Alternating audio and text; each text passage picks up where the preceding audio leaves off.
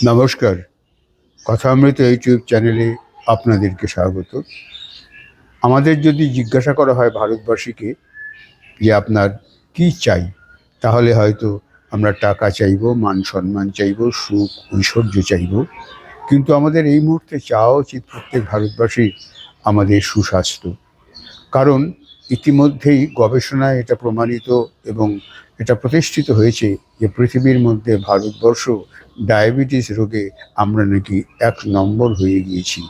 শুধু ডায়াবেটিসে 1 নম্বর হয়ে গেছি তাই নয়, ফ্যাটি লিভার, সেটা প্রত্যেক ভারতীয়ের 3 জনের মধ্যে প্রায় 1 জনের ফ্যাটি লিভার রয়েছে। এখন আমাদের সামাজিক জীবনে এই অ্যালকোহল কনজিউম করা একটা সোশ্যাল স্ট্যাটাস হয়ে দাঁড়িয়েছে।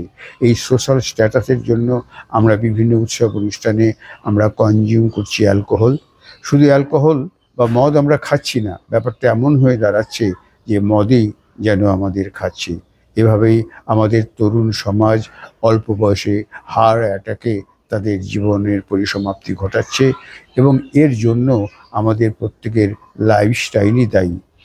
কথা বলা হচ্ছে যে পৃথিবীতে আমরা এই মুহূর্তে যে লাইফস্টাইলে চলছি তাতে যদি এটাকে সংযত না করি, 2050 সালের মধ্যে আমাদের হার্ট অ্যাটাক মহামারীর আকার ধারণ করবে এবং সেই মহামারীর থেকে রক্ষা করবার জন্য যে স্বাস্থ্য পরিকাঠামো দরকার সেটা পশ্চিমবঙ্গে নেই।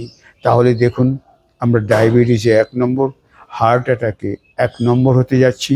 পৃথিবীর যে বায়ু দূষণ, সেই বায়ু দূষণের পরিমাত্রা আস্তে আস্তে পশ্চিমবঙ্গকে গ্রাস করছে দূষণের পরিমাণ। বাইরের দেশগুলোর দূষণের পরিমাণ 50-এর কম। সেখানে ভারতবর্ষবস্ত একটি শহর আছে ব্যাঙ্গালোর, ঘনবসতিপূর্ণ, তবুও সেখানে বায়ু দূষণের পরিমাণ 2 অক্ষরের মধ্যেই থাকে, 50-এর মধ্যে। অথচ কলকাতা এবং দিল্লির ক্ষেত্রে সেই দূষণের পরিমাণ 350 এবং 400। কাজেই এই সর্বগ্রাসে মৃত্যু আমাদের চারদিক থেকে গ্রাস করছে, অনেকটাই আমাদের এই অবহেলার জন্য, আর অনেকটা আমাদের জীবনযাপনের এই যে দুরবস্থা এর জন্য।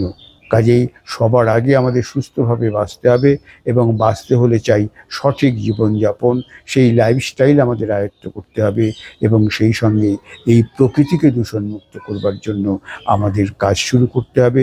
নইলে কিন্তু আগামী দিনে এই পশ্চিমবঙ্গ নামক এই রাজ্যটি থাকবে কিনা, এর অধিবাসীরা বেঁচে থাকবে কিনা, সেটা লক্ষ কোটি টাকার প্রশ্ন। কাজেই এখন আমাদের ভাবার সময় এবং পদক্ষেপ করবার সময়। নমস্কার।